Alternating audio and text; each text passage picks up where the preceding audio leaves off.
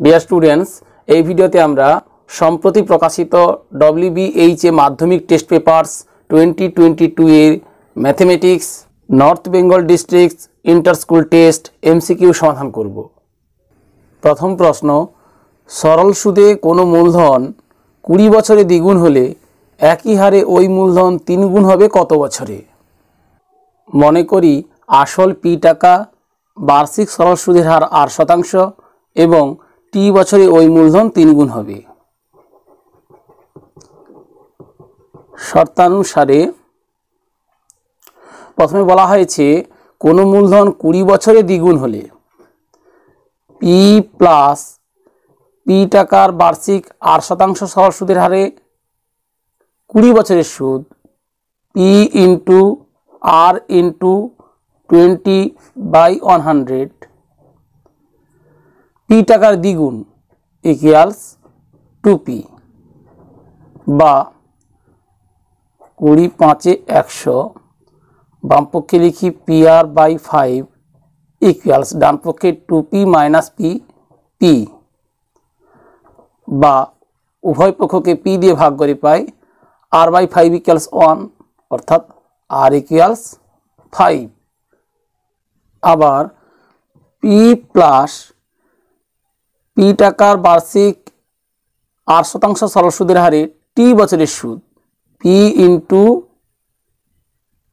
T into 5/100 equals P টাকা 3 গুণ 3P টাকা বা 5 গুণ 20 সমান 100, বাম পক্ষে লিখি PT/20 ইকুয়ালস ডান পক্ষে 3P মাইনাস P 2P। এক্ষেত্রে উভয় পক্ষকে P দিয়ে ভাগ করে পাই T/20 equals 2, T equals 2 into 20 40। তাহলে 40 বছরে ওই মূলধন 3 গুণ হবে। সম্ভাব্য 4টি উত্তরের অপশান ডিতে আছে 40 বছরে, তাই অপশান ডি 40 বছরে সঠিক উত্তর। দ্বিতীয় প্রশ্নটি লক্ষ্য করো, রাম ব্যাংকে 100 টাকা জমা রেখে 2 বছর পর সমূল চক্রবৃদ্ধি পেল 121 টাকা। বার্ষিক সুদের হার, মনে করি বার্ষিক সুদের হার 8%।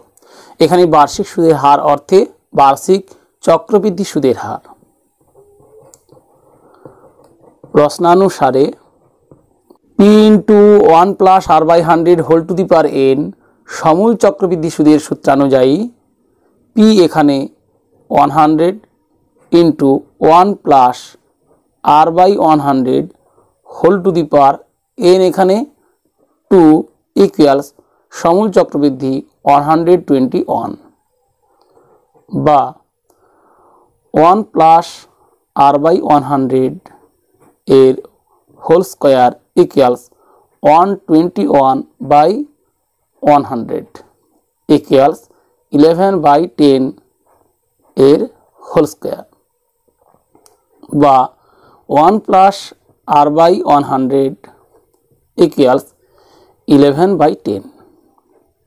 এরপর আমরা R/100 ইকুয়ালস 11/10 মাইনাস 1 লিখতে পারি, অথবা 11/10 এই অপ্রকৃত ভগ্নাংশকে 1 প্লাস 1/10 আকারে লিখতে পারি, বা R/100 ইকুয়ালস 1/10 বা R ইকুয়ালস 100/10 ইকুয়ালস 10।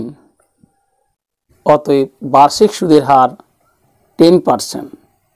সম্ভাব্য 4টি উত্তরের অপশান এতে আছে 10%, তাই অপশান এ 10% সঠিক উত্তর। তৃতীয় প্রশ্নটি লক্ষ্য করো, ax square plus bx plus c equal 0 দ্বিঘাত সমীকরণ হলে a not equal 0, b not equal 0, c not equal 0 কোনোটিই নয়।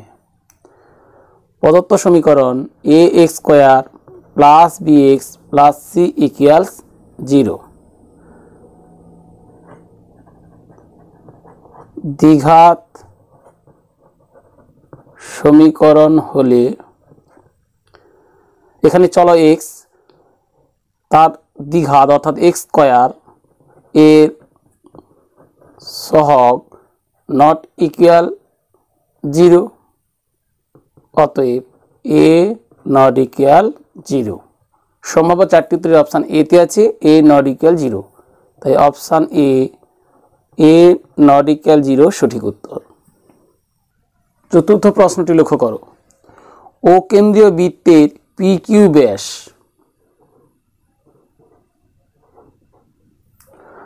আর এমন একটি পরিধিস্থ বিন্দু যে আর পি সমান আর কিউ হয়, আর পি সমান আর কিউ, কোন আর পি কিউ এর মান, কোন আর পি কিউ এর মান। ও কেন্দ্রীয় বৃত্তের পি কিউ ব্যাস আর একটি পরিধিস্থ বিন্দু, অতএব কোন পি আর কিউ অর্ধবৃত্তস্থ কোণ। আমরা জানি অর্ধবৃত্তস্থ কোণ সমকোণ, অতএব কোণ P R Q equals 90 degree. আবার আর পি ইকুয়ালস আর কিউ প্রদত্ত, অতএব কোণ আর পি কিউ ইকুয়ালস কোণ আর কিউ পি ইকুয়ালস, তাহলে এখানে পি আর কিউ একটি সমকোণী ত্রিভুজ যার আর কোণ সমকোণ, সমকোণ সংলগ্ন দুটি বাহুর দৈর্ঘ্য সমান। আসলে এটি একটি সমকোণী সমদ্বিবাহু ত্রিভুজ যার সূক্ষ্মকোণ দুটির প্রতিটির মান হবে 45 ডিগ্রি।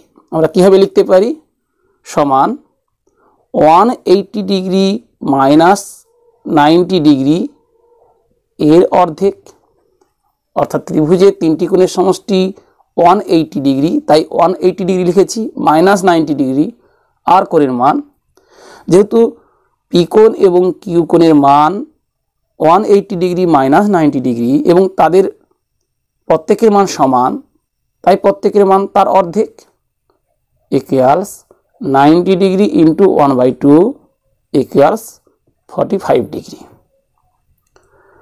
তাহলে কোণ আর পি কিউ এর মান 45 ডিগ্রি। সম্ভাব্য চারটি উত্তরে অপশান সিতে আছে 45 ডিগ্রি, তাই অপশান সি 45 ডিগ্রি সঠিক উত্তর। পঞ্চম প্রশ্নটি লক্ষ্য করো,